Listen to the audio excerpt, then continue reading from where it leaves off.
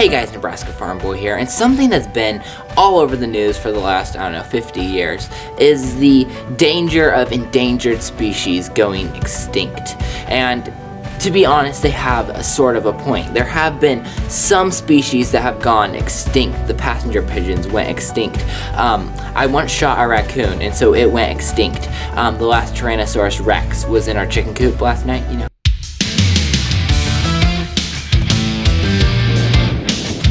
and it's now extinct. Now, while I think that it's good to be a good steward of creation, I think we definitely need to be careful about how we use God's creation.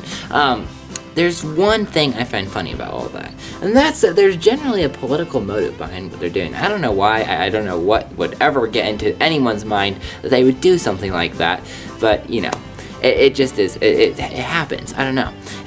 Anyways, today I wanted to talk about one species that rarely gets mentioned by the environmentalists, and generally it's in a poor light. They don't seem to like this species very much, but it should be on the endangered species list because they're so rare, and I don't understand why, but we'll get back to that in just a minute. The species I'm talking about is a little bit smaller than a polar bear, a little bit larger than a fire salamander. Now you can divide this species into two subspecies. One is extremely rare and the other is ridiculously common.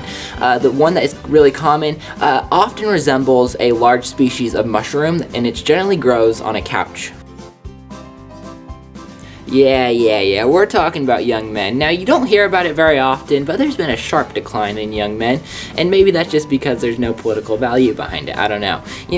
There's actually a political value to not talking about it, because, to be honest, if you want to control America, if you want to destroy America, you would destroy the young men first. You would make them compliant, obedient, not think for themselves. If you want to save America, you could make young men, you could have them think for themselves like America was founded on, but if you wanted to turn it into an absolute tyranny, you would first attack the young people, the young men specifically. The good news is that if you're a young man watching this, you don't have to listen to them. You don't have to give into this culture of lies. You could stand up, and who knows, maybe you could even think for yourself. Maybe we could turn America around. Maybe we could even save America, salvage America, and give it back the foundation that it was built on, that people are working so hard to destroy.